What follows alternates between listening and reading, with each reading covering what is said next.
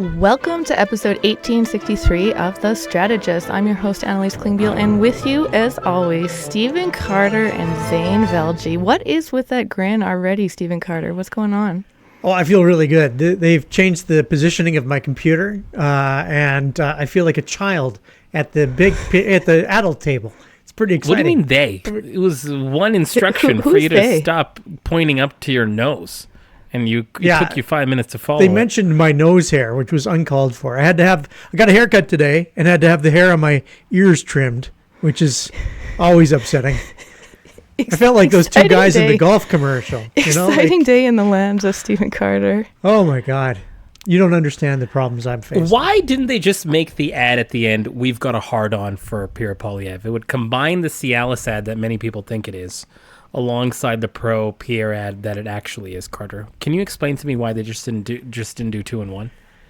Yeah, I'm as much at a loss as you are, Zain. No. So Zain, before you logged on, I watched Carter's live reaction of watching that ad that is meant for him. Like that's who that is true. That ad is for Stephen Carter, and he had some facial expressions. He said some stuff. It was It was really a bad ad.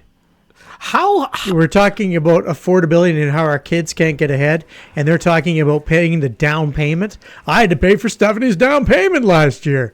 Like, are you fucking kidding me? This is how the CPC sees our world. Whose down payment are you paying for, Carter? You've got I'm two not kids, paying for fuck two all. Young children. I got 2 daughters that need admit it. You're housing. You're paying for someone's portion of a down payment. Admit it right now on the show. I'm not. Admit it right now. Maybe yours. Maybe my son's. That is correct. Yeah, maybe. I will help he does still call you Yeah. Uncle Stephen. We asked him today who taught you how to ride a bike, and the answer is technically no one because he doesn't know how to ride a bike. No one, because he still doesn't know how to ride a bike. But the we're going to try again this year. Uncle He was a little young. He was a little young. He does remember. He remembers year. the treats. He remembers the treats you gave him like a dog after he went. Yeah, exactly. Come to the. That's how you train. Didn't it? That's how you taught him, Carter. Seriously? Yes, we should expose. Oh, you're making it sound way worse than it was. No. Carter brought a bag of gummies, and then as my child Carter strided, he would get treats. He got gummies. And I'm like, Carter, as a guy who does not know how to ride a bike myself, I'm like, is this how it should be? You're like, definitely. All the whites do it this way. I also tried All to the white get you people gummies, do it but this you way. yeah, this is. You didn't respond well to the gummies either. I responded very well. I didn't have my own bike.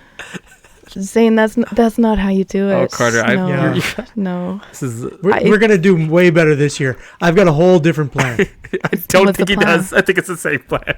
No, I'm buying one of those little seats that go on your mountain bike between, like that the kid rides. Oh, that sounds like more fun. And that's where I sit. I'm gonna buy that, and he's gonna get used to that's riding what he with me says. on I that. see. Okay. Yeah, so he's not going to learn. Carter's just going to do it for him. No, but he's going to learn that riding a bike is fun. He doesn't know that yet because he's surrounded by Zain, who doesn't know that riding a bike is fun. I'm going to get one of those big seats for you too, bud. We're going to put you on those seats. This is going to be exciting. Take Zain around on the back. Guys, we've got lots to talk about. Busy Hey, before Easter we weekend. start, though, can we do a plug for Kory? Yeah. This yeah. whole podcast has been a multi-year plug for Kory, but fine. What's your latest? Fuck it. Okay. Carter, you've been on the doors. What's the latest? We need the latest is, I actually did go to the doors, which is tragic because I don't do well with people. Did you get recognized? I've been recognized a few times, but it's never good. Like that's were you recognized this Stephen time? Carter's been recognized. You live in the riding, so you're telling me that when you get recognized by your neighbors, it isn't good. Is that what I'm? In fairness, it's a very big riding. That is actually true. It goes all the way to Boness. Yeah. Montgomery, there's some local hoodlums, like Annalise. Sketchy we all live in place. the riding. Yeah. Right? Which is pretty great. It's a big riding. Okay, what's your plug? Give us the plug. We need volunteers. We're in the final pushes, and we're going to do a big day on Saturday. We're going to go and door knock the entire riding on Saturday. We actually set a record for the most door knocks in Liberal Party history 2 Saturdays ago when we did the big show, Zain. You remember doing the big show? So we set a record for the number of door knocks that were done in that day, and we want to break the record this Saturday. And then on Sunday, we need to put door hangers on all the doors of all the known Liberals and we're going to need to do about 200 chips. Bring a buddy day is Sunday, and then Monday get out the vote. We gotta door knock and bring the vote out. It's going to be epic. So where can people participate? How do they sign up? They can sign up on koryhogan.ca and just go to the volunteer button, and Tara will reach out to you within 24 hours. Okay, I got a counter program. There's no fancy title or name here? Well, there was, but then you guys poo-pooed it, and it made me feel Pink bad. and Fed Red. Okay. No, we did that Is already. that not what this is? No, This is Flood the Zone. This is Flood the Zone. Good name or Flood bad the name, Zone. Zane? Yeah. I told him I didn't like it. I mean, he's not. Is he on any Bow River? He is on. So for definitely Yeah. for Montgomery and for Bowness, Flood the Zone works because those people are used to Does that. it? And Sunnyside. Don't forget that Sunnyside love also flooded. being flooded. Yeah, no, Yeah. It's good. Flood the Zone. I don't mind it. Okay, 3 things. Number 1, the most door knocks in a single day. Yeah. Sounds like a. We broke the sounds record. Like, sounds We like already the record. talked about this Sounds last like the bar was episode. low. Sounds like the bar Yeah. was low. It's Second, a bar was weird high. stat. watched Yeah. Jagmeet Singh performance in the debate again. He's the revelation. I don't even know why we have an election next Monday. That guy. Okay. Yeah. It's pretty Again. spectacular. I might be Second voting directly for Jagmeet. I might be writing in Jagmeet Singh. Okay. I might have all the options. In Kory Hogan's writing. might be That's writing how Toss he out is Kory standing. Hogan. Jagmeet Singh. Yeah. Okay. That's how good I think he was at the debate, ruining Pierre Poilievre's clips. Thing number 3.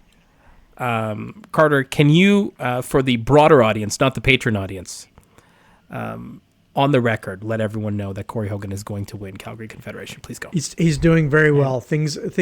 There's lots of positive. No, you know Keep what? going. No, I'm not doing it. Do it. I'm Do not it. doing Do it, it. Zane. Do it. It looks really good. He's worked his ass What happened to your off. confidence? You usually go. 400 volunteers. Do it. Epic Do numbers it. of door knocks. Carter, We did you need- get in trouble? I did. Corey gave me a stern talking to.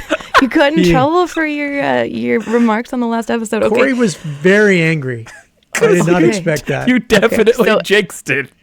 Everyone go to koryhogan.ca, volunteer this week. We'll put in the clip from the Patreon episode. That's good. So what's your prediction, Stephen Carter? Right now, I think that we're in very good shape and likely to win. Okay, on the record. We really need some help because apparently I jinxed it, and if we lose, now it's all my fault. This makes me very happy. Okay, good plug, guys. We've got some new ads to talk about. Like Kory Hogan ads. We can. You can bring that up. You can plug Kory as much as you want in this episode, Stephen Carter. But I want to Great. talk about this golf ad. Are we really going to give these clowns a fourth term? I'm voting conservative. There you go. Yeah, for a change. Zane, I know you've got some thoughts. Carter watched it for the first time like 5 minutes What ago. Carter's thoughts? Okay, let's start there, Carter. He's you in just the watched demo. it. It's, When's the last time an ad has been made for it's a white fresh. dude in the final 10 days of an election? What the Carter, final days, no mention of Poilievre. Good ad, bad ad, golf, down payments. What did you think? I honestly thought it was one of the worst political ads I've ever seen. Why? I don't know who the demographic of that ad is, You. but white golfing, first of all, totally get that. I mean, my brother is a golfer, and he's white, he might find that interesting. But the down payment for my daughter, was it Stephanie? Stephanie. I had to pay my daughter's down payment. I don't know people who can do that. I don't know people who pay for people's down payments. Sitting at the golf course bragging about it to their friends. I had to pay Stephanie's down payment. How's your son doing? Sounds like he's in the trash can. You know, like it was a absolutely horrific ad that, you know, didn't seem to have any direction and finished off with the most forced for a change I think I've ever seen in my life. It was an ad without a target audience, an ad without a primary message. Are you going to elect those clowns again? Like, is this how we're actually... is anybody going to be swayed by calling Mark Carney and the Liberals clowns? Or is this just an absolute button down, the absolute bare bones of the bare minimum for the actual group? I mean, it feels to me like they were just trying to... solidify their base. Am I wrong, Zain? Or am I totally right, as always? I want to do a full hour on this ad. Mainly, okay, so there's this, have you guys seen this online? Where I don't know if it's real, but I suspect it is because it was on Twitter. And the casting ad, the casting thing, the casting call. Do you think that's real? I do think it is real because both the pay seems about right, which is shockingly low. People are often surprised at these ads that often get tens of thousands, hundreds of thousands, if not millions of dollars. And the rumor on this ad, not even the rumor, today's the 20th. We've seen this ad. If you're watching the Leafs game yesterday, or anywhere across the country, you've seen this ad. And of course, if you've been on social media, you've seen this ad.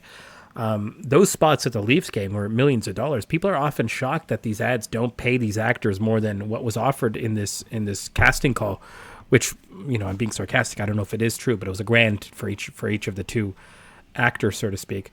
So I'm of two minds. The first mind is exactly where Carter is. What the fuck is this? Is this, many people have said, is this a drug commercial? Is this a Cialis ad, etc.?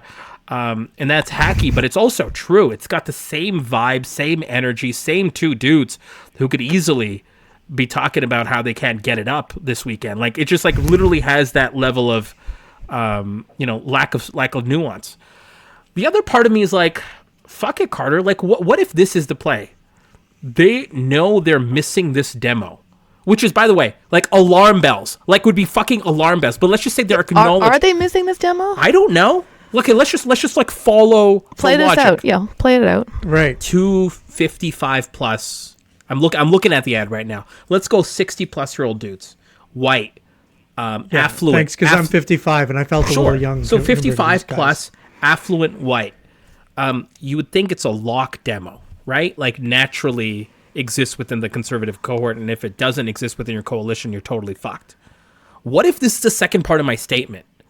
That they're totally fucked, and that they know that they're totally fucked. They're acknowledging that they're totally fucked, and that this core demo, Carter, you don't have to guess who the demo is. Annalise said it to you. She's right.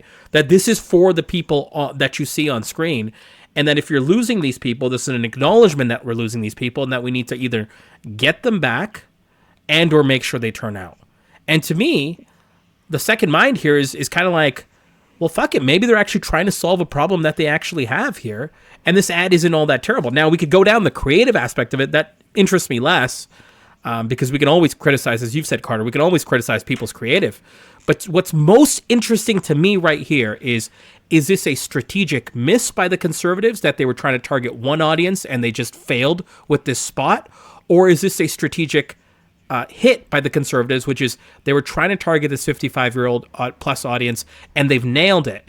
And neither of those things are good for the conservatives.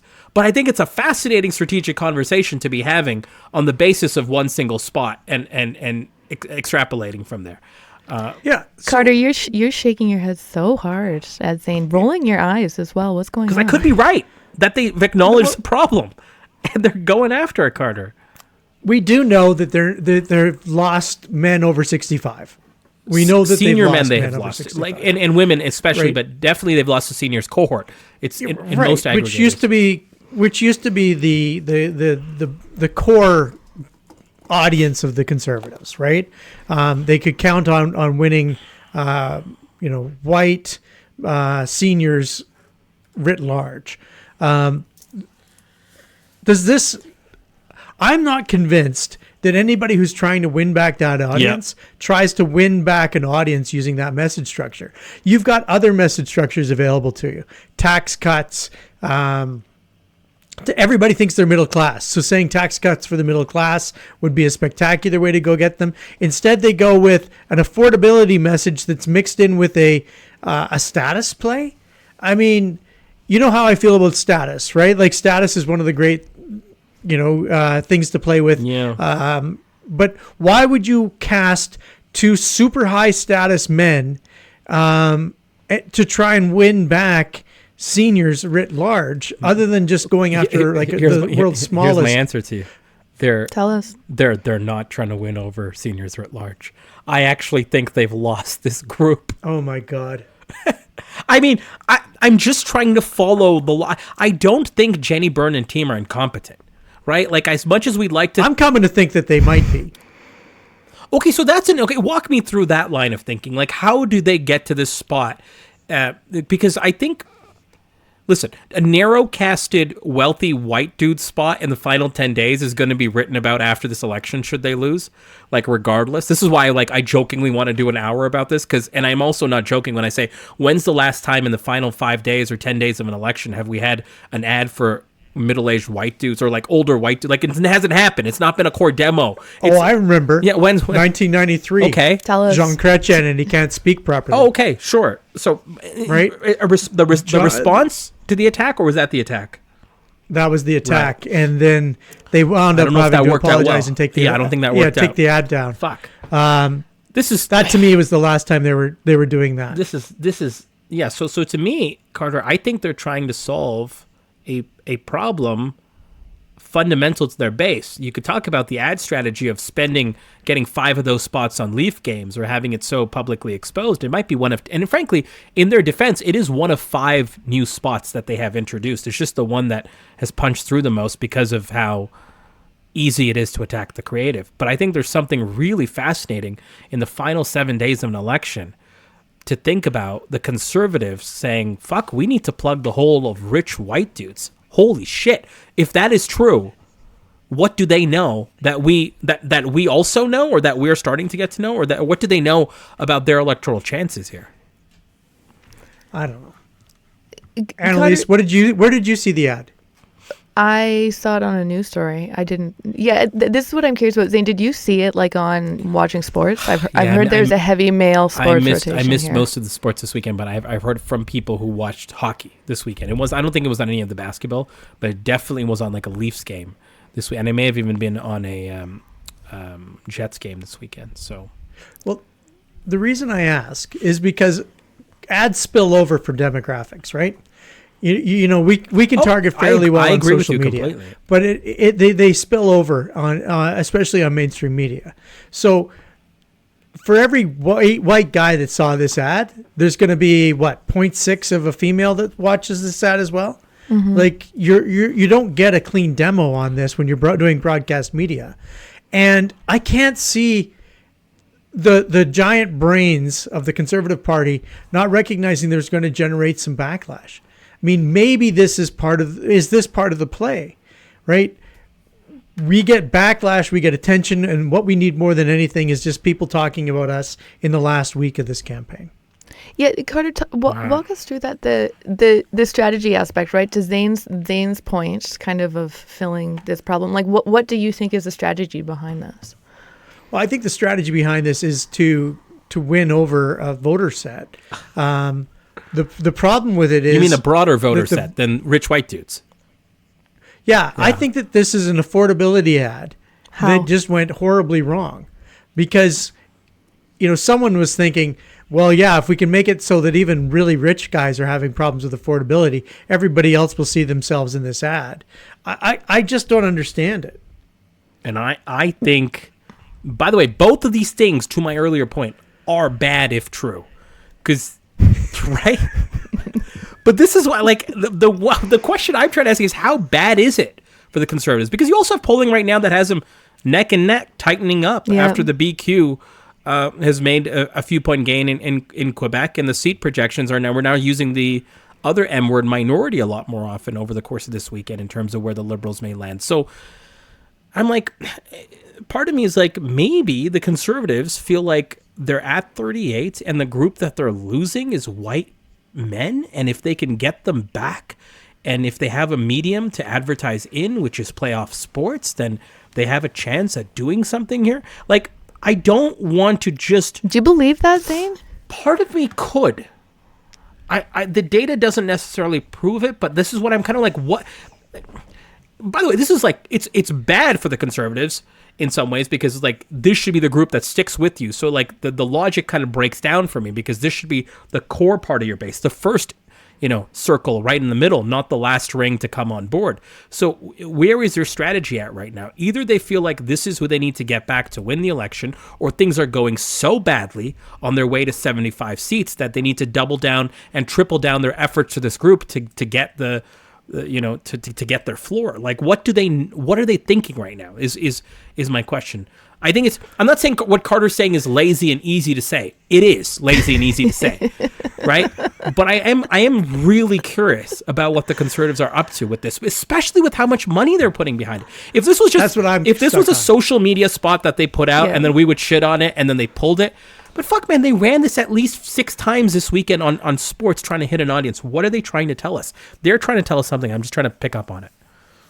Well, but to the casting point, Zain, do you like that the fact that the ad spend on this is so large makes it seem weird that it would be so rushed together, like the dates on the casting were part of it too. Like it seemed like it was very rushed together. You can Mad Libs this, but probably someone in the campaign said, "Oh my God," either one of "Holy shit, we have to plug this hole," or "Holy shit, if we triple down on efforts on these guys who are going soft on us," Cialis joke, then we definitely have the opportunity to get them back. And that can actually be part of our winning strategy to hold Carney to a minority, or our own version of getting a minority. It rushed, absolutely. But all ads are rushed in the last week. They're all rushed because you're responding to everything. So, getting a casting call, getting it turned around, getting it shot, and getting it out is usually about 2 to 3 days. Probably. So what is this responding to, Carter?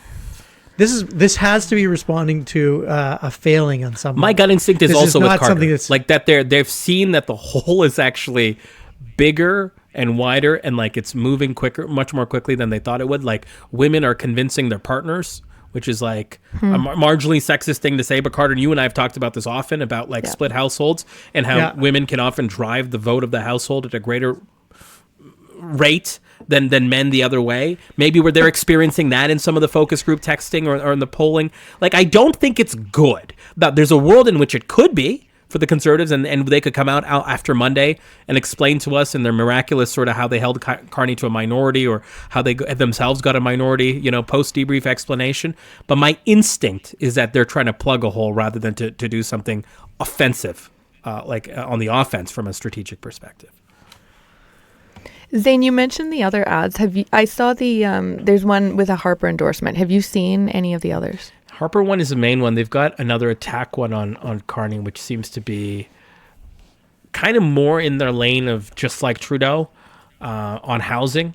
I'm really curious if the lost Liberal decade, I mean, they've got so many slogans, even at the fucking end game. It's just crazy, right? They still are keeping with Time for a Change. Lost Liberal decade, just like Justin is still in the mix. They have seemed to narrow down on like fourth Liberal term, which is where they started, and I thought would be where they like really push this election, like the 3 strikes you're out sort of thing, and like don't give them the opportunity. It seems like they've brought that back in. I am curious what sort of spend they're getting. I can't really tell based on the meta ad library and such, but this one punches through for obvious reasons, both in terms of what the creative is, but also where we've seen the spend associated with it. But let's draw a conclusion from the fact that Stephen Harper's doing an endorsement ad. That's a defensive strategy. Thing. Yeah, it was one thing to put Stephen Harper on an event stage and have Stephen Harper do a little speech and an endorsement from the event stage, because that's earned media, and sometimes you need to just earn media. Mm-hmm. But this is purchased media, where you're taking the leader out of the spotlight. Both of these spots take the leader out of the spotlight. And they put instead paid actors and the former leader who lost the last election, right? A decade ago. Like, decade-old leader. Yeah, to me, this is all defensive posturing, not from a campaign that feels like they just need the last push to get them over the hump, but by a campaign that seems to be frankly, far more defensive than the recent polls would indicate that they need to be. I mean, there is something to be said about that, right? Like the guy that was his own thing that we kind of endorsed and appreciated as being a bit of a prick to the drama teacher, right, is now falling out of favor. And when that happens, he's really had no relationships, i.e. any of the premiers, Ford in particular, to fall back on. And he's really had no other people that he's raised or groomed or kind of kept alongside him as a 1A, to really kind of take some of that spotlight and that star away and either soften the blows. Like there are, and we've talked about this in the past, there are an incredible amount of talented conservative women running for Poilievre. Do we fucking know any of them? Like you like Nope. this podcast might know Melissa Landsman. Name a second one. I'll wait. Right? Like the issue is that this guy has been his own thing for the last 2 years, and it has been the absolute bang on strategy. But in this perfect storm that has kind of put Mark Carney in favor, the downside of Poilievre has not just been personality, it's been the lack of relationships, the lack of social safety net he has from other conservatives. So where does he go? Not to someone on his team who can soften the edges, not to a Ronna Ambrose, not even to a Lisa Ray, but he goes back to Stephen Harper, because he really has not created any 1A stars within his team that can take the load over the last 2 years and also have a bit of a light on them. And I think that's actually proving to be quite a strategic issue for Poilievre. So what happens when the guy that has fallen out of favor, that people have seen with high unfavorables, what happens when in the final 10 days he can't necessarily be the warm blanket that you need for either bringing you back and or making you feel something, at least something positive. He's great at making you feel rage, but that's not an end game strategy. At least that doesn't seem to be the one that they want to run to seal the deal. They're actually in quite a strategic sort of like quagmire here. It's not a simple problem for them to solve. Who's a conservative, credible name that can give them something if the leader isn't able to necessarily close his own fucking campaign? So Zain, if you were advising in these final days, final week here Yeah. on an ad, is that what you would do? Is I would. bring I in think Harper was a smart idea. someone else. I think Harper was a Go smart ahead, idea. walk us through it. Despite his fucking Orban issues, despite how he left in the shitty Harper decade, which was shitty. Like, memories are short. Bush is considered a hero compared to Trump. Harper is considered stability, despite what that it looks like from a rearview mirror perspective, and what it obviously felt like for many people during that decade and subsequently thereafter. I think Harper's a smart move, but it actually shows how short the bench is for Poilievre. Because he can't carry the day. The other reason I think Harper's a smart move, and the main reason, I shouldn't say the other reason, Harper's a smart move. The reason is because this is going to be a 905 election. Pierre's not going to be competitive in Quebec. So in 905, who's the only conservative outside of, Mulrooney, who's no longer with us, who's been able to, so you can probably get one of the Mulrooneys, and you already got Ben going crazy on Ryan and Carolyn doing what she can as part of Ford's cabinet. Who's the other person to kind of really carry the 905? It's been Harper. And so I suspect that ad probably finds a lot of 905 voters. But then you also add, and I'm sorry to keep rambling, but you also had another dynamic. The 905, extremely fluid, politically extremely fluid from an immigration perspective. A lot of people there voted for Harper 10 years ago. A lot of people there never did, never have, never will. So it's the best shot that they have. I think it's smart. I don't think it's like a silver bullet, though, by any stretch. I think it's, once again, to my earlier point, more descriptive of a problem rather than a smart, strategic sort of offensive strategy. Carter, you're just sitting there shaking your head no. Tell the listeners what's wrong with what Zain is saying. Well, I don't disagree with Zain's analysis that it's a 905 election. What I do disagree with is moving away from the principle. The first thing I would say if I was going to be finishing this election is, how do we look like a winner?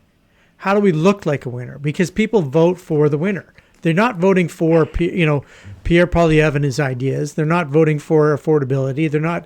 These are things that they come up with afterwards. What they want to know is, who's the winner going to be? And right now, these ads are making Pierre Poilievre look like a loser. And that's why I disagree with them. I think that ultimately, the Cialis ad was just really over the top. I mean, it was really a bad ad, and more to the point, it was targeted so poorly that it made it look like they are going to lose, and that is contrary to all of the polls. Right now, the polls are what? Margin of error +2. Yeah, like they're not. Yeah, they're not real. They're not the 7-point down that they were 3 weeks ago. All of a sudden, everything's in play again. And if the Conservatives could pull it together and look like they're going to be a winner, I think that they would be in a much stronger position rather than, bringing back a fossil in Stephen Harper and reminding us of all the things that we didn't miss. Let's say you're advising the Liberals. Final 6 days here. It has been said that they will be spending millions on ads this week. What should their ads look like? They should be looking like ads of the winner. I think that they have Mark Carney walking out into packed crowds where people love him. It doesn't matter the rally size; it matters the rally affection. And Mark Carney's been extremely well received everywhere he's gone. I would throw up polls. I'd start showing how the Liberals are the ones in the driver's seat. Quote every pundit that said that this is going to be it looks like it's going to be a Liberal majority. Quote, quote, quote, quote, quote. Just put the pedal to the metal and say, we are the winner already. We have won this election. That's what wins elections in today's super shallow world. So Zain, final days. Let's say you're advising the Liberals. What does your ideal creative look like for them in this home stretch? Carter's not wrong in the sense that they need something that embraces Carney, that shows momentum. But I guess at the heart of it, it needs to show a couple of other things. It needs to show like an anthemic sort of vibes, right? It has to have vibes in it. Trudeau was great at this. You really didn't even need to produce Trudeau in the final 10 days because he could just go rally to rally. He would speak as if he was shooting an ad every single time. Yeah. You could cut that shit together, put some nice music on it. Less easy for Carney. The rooms are not as full. The rallies are more technocratic. I'm not saying he's human Valium, but he's a different type of political speaker. So you as a campaign need to engineer momentum. So whether that is showing B-roll, and as I get specific on this particular spot, B-roll of him meeting with people, engaging in community, doing what Carney does well, listening, delivering from a podium, being prime minister, just do fast cuts. If the guy isn't quick, you make the cuts quick. Right? So you do a bunch of quick cuts to kind of show momentum, energy, do a recap of the campaign, where we've been, what it's looking like. So even if he's not moving quick with his words, which he doesn't, even if he's not moving quick with his body, which he doesn't, you make the cuts extremely quick so it shows momentum in that way. You make the music that way so it kind of shows something. So that's the sort of anthemic aspect of it. The content of it has to do two things in my mind. Carney's got to tell a story, for fucking sake. He can't just show up to these rallies and start speaking with a bunch of policy solutions. Tell me a 30-second story. Clip it next time, script it in your next rally, right? And we're talking. Let's just say if you asked me this question last week, I'd say have a rally this weekend and add the 30-second spot script, which I've done before, Carter. You've done before, right? Add 2 to 3 versions of it in your next rally speech, and then whichever one comes off cleanest, we can put together. But it needs to be, for Carney's particular sake, it needs to be a story. Tell me what an imagined future looks like in Canada with you as leader, right? It's a Sunday, right? You are doing what? You're safe because of X. Your pocket, your wallet's full. You're living life. You're doing whatever. You're enjoying things. Tell me a story, whatever that looks like. I have not heard that from Carney. I know it's not a strength from Carney. But we're talking about a set piece here. We're not talking about him having to fundamentally change his personality. We need something that kind of says that. And I think all that leads to make people feel something. Make people feel something, which kind of then leads me to saying Carter's right that this needs to be one of the spots. The second spot, though, in my mind has to be ballot box question, man. Carney's the right choice, but let's remind people what the question is again. Trump. Yeah. Trump. Go back to Trump, man. And I think tariffs are actually a false flag. I think tariffs are actually a red herring. Go back to 51st state. Go back to annexation. Go back to the relationship is over. Go back to America wants to break us so they can own us. Do your version, which is a Carney line, by the way. Go back to that. Go back to your thesis statement on that and why you're the best. So the second ad to me is almost how do you create a prime ministerial spot? You're doing one anthemic Mark Carney momentum spot with a story, and then you're doing one spot that tries to tell the story as prime minister about the threat we face and why this guy, and using the incumbency advantage. not with the podium and everything, but you see what you know what I'm trying to say. Do What you- those look like, how those sound, especially the second one, I think you could go through a bit of debate.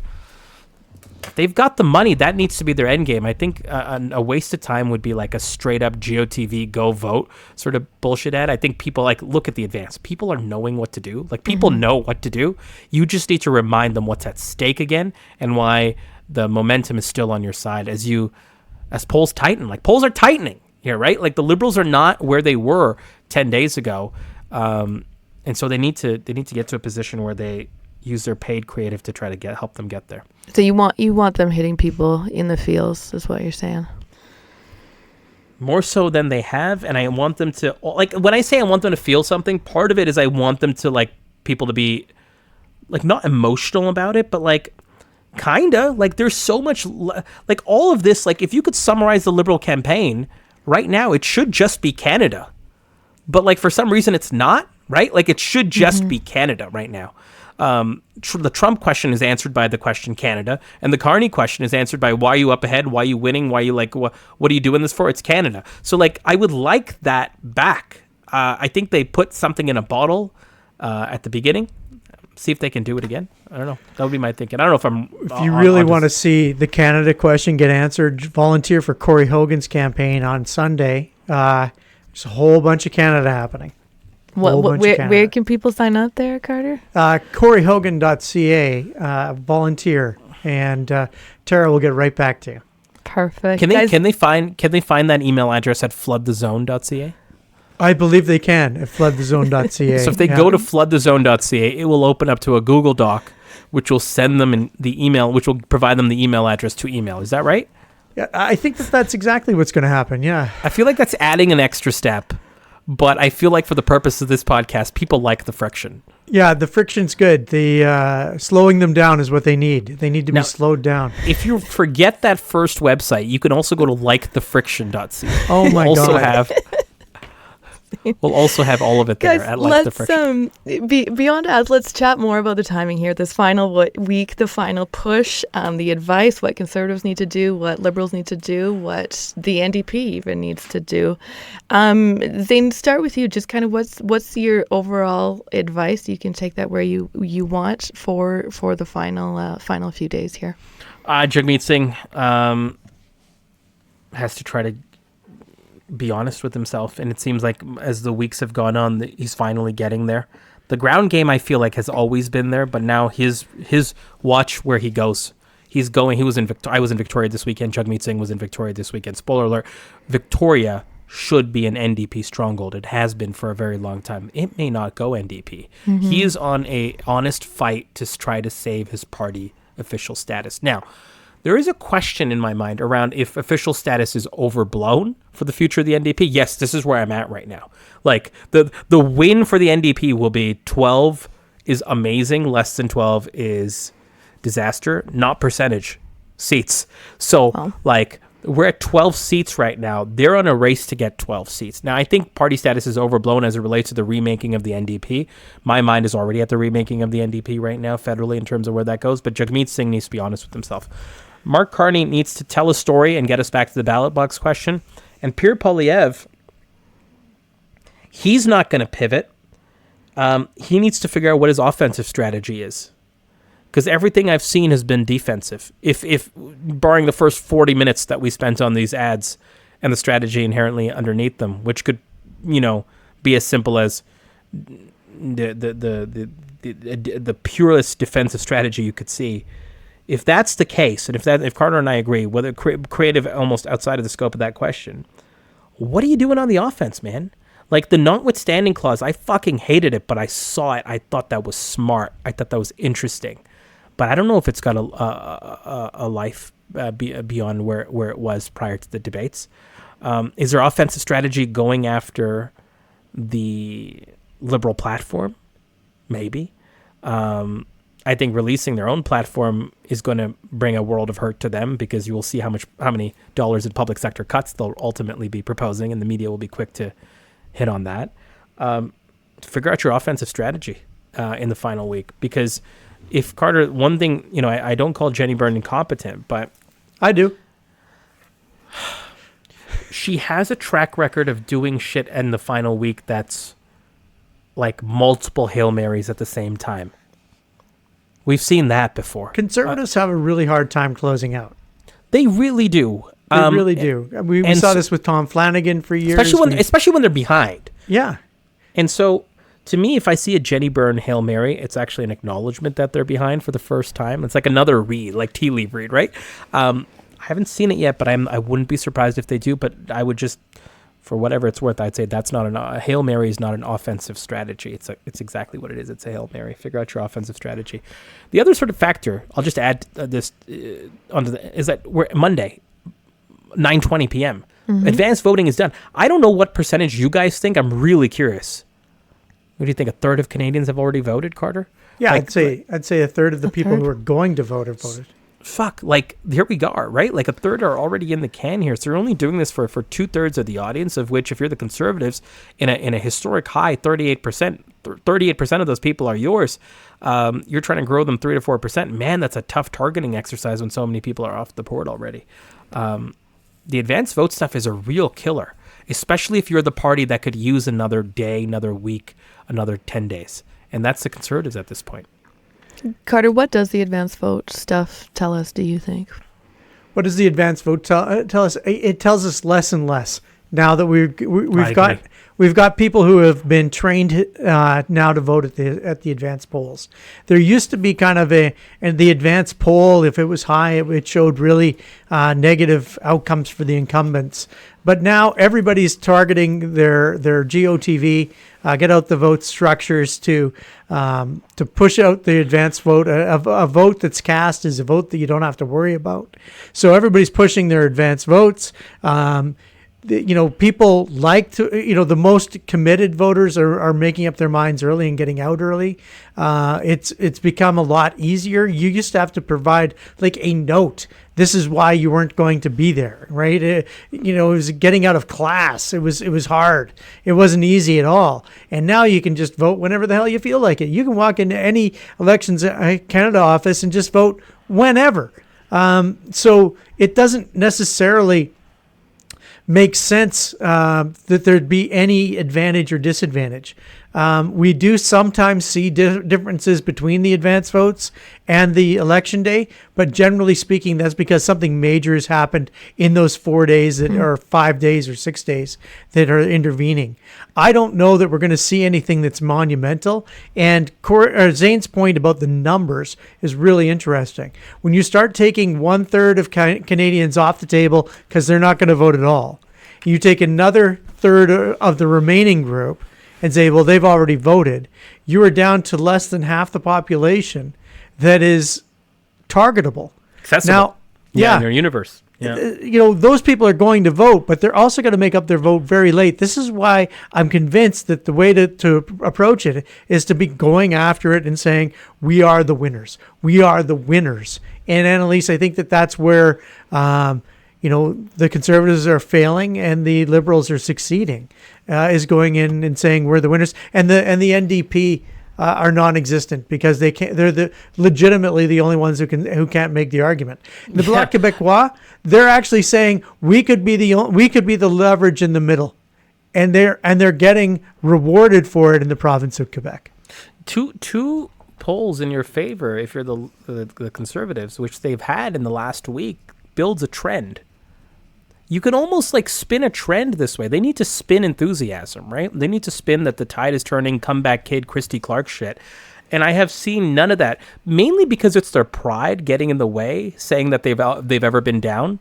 You can't come back if you're telling your fucking national party that you've been leading the entire time, right? And so there's like inherently something, there's an issue here where if the Conservatives, like, and from all the reporting that we've seen, to Carter's point, have not acknowledged that they've ever been losing outside of a few actions, which is why I spend so much time on the ads, because I think it's so fascinating.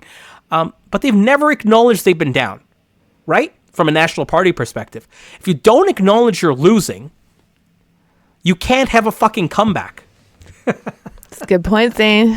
It is a very elementary point, but they have actually let the comeback story in the final 7 days, of which the raw ingredients are there for them. It's, it was one newspaper rap and one marginal win in a debate, Carter. But it was spun into mythology. That's our fucking job. You're telling me you couldn't spin an A- debate performance in a Main Street poll and an abacus tightening into the fact that Pierre Poilievre's got fucking mojo? I think you could have done it. I think we could have done it if we wanted to. Yeah. But the fact is, you're never admitting you're down, so you don't have the availability to kind of say we're making a comeback. A late surge is here to look like the winners, to your point. And so part of it is like, they're out of moves. They're out of like tactical moves, not strategic moves, because your strategic move is correct. They're out of tactical moves because it's like, it's only been rumored and talked about and only reported by mainstream media, but the conservative bubble has said, no, we're up the entire time. Now they could still surprise us on Monday and all of us are eating crow and have egg on our face. But if they don't, once again, like another made-for-TV movie that we're going to be watching about what happened inside the conservative movement. So given everything that you've just laid out, Zain, 7 days left, 6 days left, what do they do? What do the conservatives do? Oh, they need to find their offensive strategy. They need to do something, right? Like, they can try to go with the winner strategy that we're winning, manufacture something. They just seem to be, like I said, out of tactical moves, so they need to go on the offense. I honestly, like, one of the other things they've done poorly, which is surprising to me considering the fact that this is really in Jenny Byrne and Pierre Poilievre's bailiwick, is find the soft tissue on Mark Carney. And I'd say after 35 days, and frankly, let's call it 100, with Carney's end-to-end run, they've tried and they've missed. Like, they may have gotten it. Like I said, I could be surprised next Monday. I'm leaving that option open. But at least from a public perspective, I don't see every conservative singing off the same songbook. Instead, I see a bunch of people saying a bunch of crazy things about Mark Carney, everything ranging from the extreme, right, to the not so like, oh, he's just like Justin, which I think is the weakest of their arguments. They haven't nailed the negative. This is a Reform Party bunch that were built, trained, bred on finding the soft tissue of their opponents and just fucking hammering, as they did with Trudeau. They should have been able to do this in 100 days. And the fact that they didn't on Carney, like, fuck the whole we didn't pivot our campaign. That I could even buy. Like, Carter's made a good point on it, and I'm starting to believe it, that Trump was never the conservative question. But bringing Carney, having Mark Carney, like, if there's anything about this campaign that I think is an absolute aberration, it's not that the conservatives didn't pivot. It's that Mark Carney ran a campaign where his fucking approval went up rather than down. Carter, how many times does someone spend political capital and their approval goes up rather than down? Do you want to list the amount of times, especially during a general election campaign in a country? Do you want to list the number of times that's happened before? I mean, Chrétien had it in the first election. Trudeau had it in his first election. It's a but short list, man. Mulroney in both elections. General approval going up for Mark Carney, a complete unknown who you had the ability to define for 100 days plus, knowing that he was coming and then going to win, not being able to nail it, and then in the general election, 36 days, his approval's gone up, not down. That, to me, is the real failing here. That the conservative machine that is primed to go negative and be the most effective at it didn't and wasn't. But they would be required to pivot, Zane. No, I don't think they were required to pivot. Then they didn't know how to pivot. It's different than the question of pivoting their campaign strategy. They were going after Carney. They've just missed. Like Carter, they were throwing 15 things at Carney. None of them have landed. They've missed on all of them. Because there was too much? Yeah, it was too much. They didn't narrow before they went out.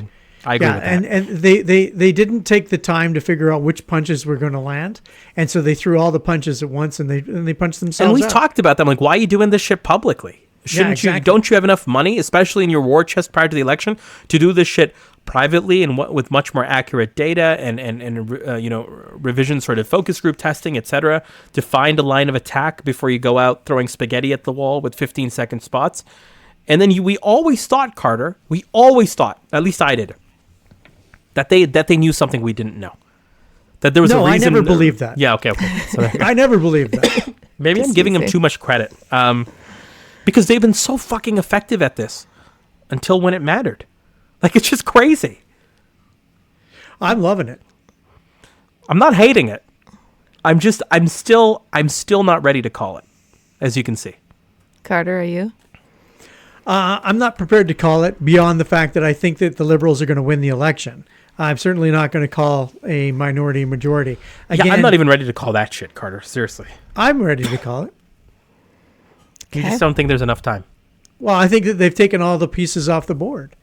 I think that when you're down to half the, That's probably it. there's no pieces left on the board. How are you going to make a move when you only have half the audience left?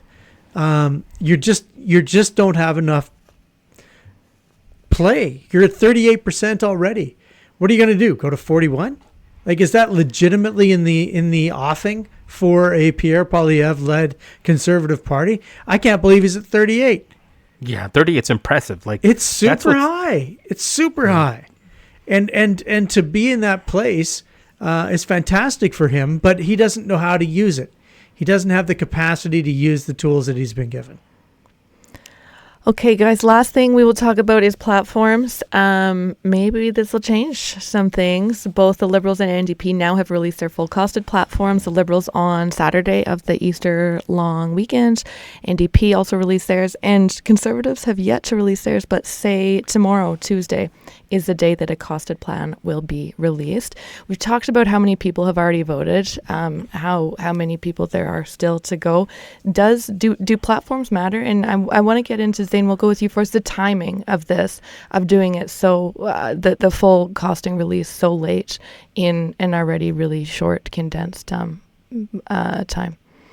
Yeah, I think the first thing is part of it because it's short and it's condensed, so like it is late, but it's also not late. There's also no like due date for this exercise, and in fact, there's also what I would argue no reason for this exercise. This is just like a world of hurt, especially for the Liberals. What the fuck were they doing this weekend? I don't know if I don't. Carter, do you agree? I don't know if I suspect you're with me on this. I have no understanding of why anybody would release a platform ever. I'm with you. It is not something that is going to take poundings. I mean, this is where Rachel Notley was when she released her fully costed platform that included a tax increase on, what was it? A tax increase on corporations. Yeah. And that became the rallying cry that ultimately could have cost her the election. Fucking had deja vu, man, when I saw that this weekend. And I was like, what are they now? Once again, I am not seeing the Conservatives laser-like pick up on one thing. Is that a weakness or is it to come? I mean, they don't have time. So the advantage for the Liberals is that the Pope fucking died. So like that's a news story that's not going to be about your costed platform. Like I'm being serious here. Like the Pope dying is actually super helpful. There, yeah. Like this could have been a thing. Like the Liberals have so much fucking shit in there. Like proud of them. They put together policy. Of course they did. They're in government. Who cares? None of this matters. Like none of this is about Trump. None of this was about like the headline for me, at least the one I saw over and over again was IVF funding. Great. But then I'm also seeing another headline, 140 billion, Carter. Why do I know that number? Why do I know that number? I shouldn't know that number. That's the whole point. Yeah. Why the fuck do I know a number that ends in billion and has so many numbers in it? I shouldn't know that number, especially from a Carney-led Liberal government, right? And I get part of it is tax breaks, and I want to be fair to the Liberals, but part of it is about the tax cuts, and it's the spending that's needed for, fighting Trump, and, maybe it's a COVID era-like mindset. I don't care. This wasn't necessary. Right? Like this was not, no one was looking for this. No one was going to vote for this. No one needed this. Fucking stick to message, stick to plan, stick to story, stick to solution. People have all, it's, what it reminded me of, Carter, when you talk about 330, this concept of like, my concept is similar, right? Like, is that, the thing for 3 seconds, 30 seconds, 3 minutes, and 30 minutes. And you put it out there, and there's going to be different audiences for both. However, form also matters here, right? When you've sold someone the 3-second version of yourself, do you keep selling, Stephen Carter? Fuck no. No, you stop selling. Done. Stop selling. Mark Carney has sold the 3 and 30-second version of himself. There are no 3-minute and 30-minute Mark Carney buyers out there. Folks, They're all with you already. They're called the New Democrats. They don't care what the fuck you do. They're in a weird headspace. They're not looking for you to write a progressive essay or spend more money in order to come to you. They're at fucking 5% and going lower. Their leader is fighting for party status. What are you doing? Stop selling, Mark Carney. But this weekend, they put out a massive, platform, fully costed, fully developed checklist manifesto. Fuck me. Like, it was just really annoying because there's no one to sell this to. They've already purchased. They've already bought you. And now you're in a position where you've kind of left all of this out, hanging for the conservatives to mold and attack you. But thankfully, may he rest in peace because I think he was awesome, the Pope has died. Carter, why do parties still go through this exercise of the detailed costed platform? Like, talk to me about this. I don't know. Somewhere in some campaign manager's handbook, they put that you must release a fully costed platform in order to win an election. I have no idea. It has never been a positive turning point in an election. It is only a negative turning point. And I have no idea why anybody would think that this is actually something that is required in a modern political campaign. No one understands the fullness of government. No one understands all the inputs and outputs of a fully costed platform. I mean, that is utter and complete lunacy. What we need is a platform that is constructed around electability, and that platform needs to have maybe 6 or 7 planks over a 35-day campaign that actually stand out. I mean, you might release 35 different days of 35 different ideas, but 6 or 7 ideas are going to be the themes, are going to be the things that hold it all together. Making Canada more affordable, protecting us from Donald Trump, making sure that we've got a safe supply of eggs and a safe supply of milk, that the United States doesn't have. These are things that we can start to trumpet. We are actually doing a great job in. And it's because of the Liberals, says the Liberal campaign. And we could do a better job, says the Conservative campaign. But you don't need to do a fully costed platform as though it's I mean, how long is the federal budget, Zain? 800,000 pages? Yeah. Like it's not a 5-page document. You bring up something interesting. Is that while the Liberals, it's really interesting. One thing we actually forget about the Liberals in this election, because of how shitty their polling has been for so long, is that their government.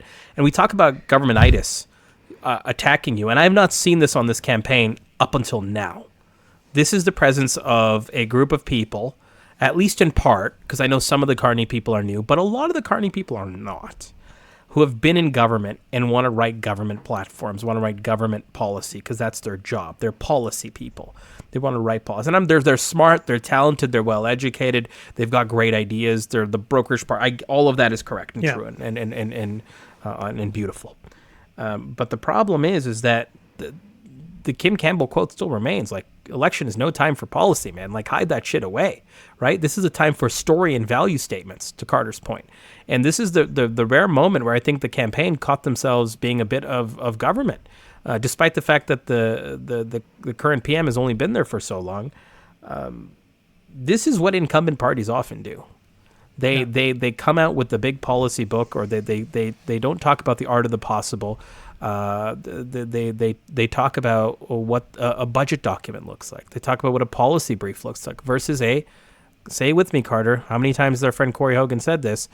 A communications document. This was not a communications document. This was not the Chrétien Red Book. This was not the Trump defeating MAGA playbook. This was not the, and that's probably too harsh of a brand, but you know what I mean, right? Yeah. Like the Keep Canada. This wasn't even called the Canada Strong playbook. Fucking great name, right? Yeah. Like, whatever that needs to be. Like, this wasn't even that. This was the government doing policy on behalf of the Liberal Party by Liberals. And it was like, it's great. I'm sure there's some awesome ideas in there, guys. Tell me later, once you've won the election, right? Like, this is not the time for it. Now, does it seem like the Conservatives are going to repeat that same mistake tomorrow? Maybe, maybe not. Like, I wonder if they're going to try to go with a completely different tact of what fully costed means and try to go with a big tax break headline, or maybe try to go with our spend is going to be significantly less than their spend and try to make that their final offensive play. I am very curious about what the Conservative, because I didn't know that this is coming out tomorrow, Annalise, what their version of this looks like. Because they could be in for a world of hurt too. Or they could have done something that capitalizes on now knowing and seeing the other guy's homework and test results and seeing what they can do differently and how they can present differently. And maybe the Conservatives will use this as a communications opportunity, not just a potpourri of policy. Carter, is it an opportunity for the Conservatives, given everything that we've been talking about what they need to do in the final days? Like what Poilievre has says Tuesday is the day that the costed plan will be released. What could this be an opportunity? Yeah, I mean, this might be the day that they talk about the best tax cuts in the history of mankind, and everybody's going to have them, including those two white guys on the golf course. But I suspect it will be a nothing burger. I suspect that we'll be back. I think your best case scenario when you release one of these is that people forget about it, in my mind. To Zane's point, the timing of Pope dying, does that make people forget the Liberal one? And then you have the Tuesday Conservative one. Like, who gets hurt by the timing here? I mean, sure, the Pope dying is the story of today, so you would forget about the story of Saturday. But if it wasn't the Pope dying, it would have been something else. And Maybe. by Thursday Yeah. of this week, there would be something else that's going to happen that's going to make us forget about the Conservative platform. The truth of the matter is we're goldfish. We don't remember one story to the next story to the next story. We might remember something that forms a narrative, that forms a story that repeats on us. But realistically, the Pope died. That's a day story, day and a half story. 2 days from now, something else is going to happen that's going to make us forget about the Conservative platform. Was there a time when these detailed costed platforms mattered? Like, to your point about short attention spans, like, was there a time when they matter? I'm just still stuck on why we do this exercise if there's nothing gained out of it. Yeah, I think that there was a time when the mainstream media was going to base their endorsements, and they had to have documents to base it on, right? Like they were going to do a deep dive as to what's been planned and what's been offered. But there is no independent media that's not already chosen their sides already. I mean, there's just no upside to it. And then a lot of people used to take the advice of their local media and follow and vote Conservative or vote Liberal, depending on what the local media had suggested. But those days are so long gone. I mean, I can barely remember them. It was practically back when I was delivering newspapers as a boy. 50. You delivered newspapers? I did deliver newspapers. Captain's son, just like Pierre Poilievre and Chef Poilievre. My granddad also did. Popular job in Calgary. Your granddad. Yeah, he did. That hurt me so deep. I know. I said that just for you. Thank Zane, you. what were you going to say there? Not about delivering newspapers? I never delivered newspapers. That was Never. That's a good story. Story. It was also. That's an interesting question. Like, I feel like Carter's right around the media endorsements, but Carter, I also think there was a time when there was large advocacy groups that you would try to appease and or win over with your platform, and their endorsement of you. Labor is probably the classic one, right? But like other groups were, and we used to have a lot more of these stakeholder groups that were tightly bound, had control of their membership. They could be religious, they could be workplace, they could be otherwise association based, would have a lot more control of their members. And those folks used to play a lot more explicitly as well and try to get into the platform. Can we get into the platform? Can we get into the platform? This concept of getting into the platform, having the party that was going to form government or have a chance at forming government acknowledge your group and acknowledge your pain point, and then you endorse them because one party acknowledged it better or had a better solution or copy and pasted the solution you provided to them, whether that be on fees or mandatory whatevers. And, it was also an exercise, fully costed and otherwise, to try to win over groups. And I think as we have fewer and fewer groups, as we kind of center around the individual in a much more American-like context, that these groups and I think to a fault, not as strong anymore. Because I think you can get a lot of fucking great shit done if you band together and push for your cause and try to get into the platform as a core goal of an election campaign. Like, there is power there, to be honest. But in the absence of a lot of that organization across a lot of different industries, sectors, etc., it actually reduces the value of that costed platform too. It's kind of like a chicken and egg sort of situation. So there's that other piece. But I don't know if you agree, Carter, but I think the banding together from a communal sense of stakeholder groups has actually decreased outside of, a few of the powerful ones, the chambers and the more sort of explicit lobby groups. Zain, do you think there's something that could replace a platform? Like if a platform, a detailed, costed, expansive, long platform is this old school thing that is not relevant nowadays? Yeah. Is there? You're a creative guy. Is there some sort of thing that could replace it, that could build into a campaign this thing that generates headlines for a few days? Yeah, my mind goes towards more like values and stories again, and who I know the NDP tried something which I think was a bit of a failed experiment, but I think you don't throw out the entire thing altogether. But Carter, I don't remember if this was the 21 or the 19 election where the NDP kind of said who we're in it for, and then they listed a bunch of groups, almost like tags. Yeah. And then they said, based on these tags, you click on these tags and you see, what's in it for you. And maybe that's a bit too reductive and extremely transactional, but there's a part of me that would like to see, how do you take a platform and distill it into who we're in it for and what we are what we see in you or what we value in you and what we've heard from you, sort of thing. But at the end of the day, any hit that comes out of a policy platform, I think, is better engineered through single shingle announcements on their own. They don't need to be part of a broader playbook. They're better engineered through, creative that you either pay for or that is done through an endorsement class or through other organizations. I don't think putting out a set piece that's about your entire platform, which then ultimately ends up being the hit of the day, that's just engineering a solution for a problem that doesn't exist. And frankly, that might be the takeaway here.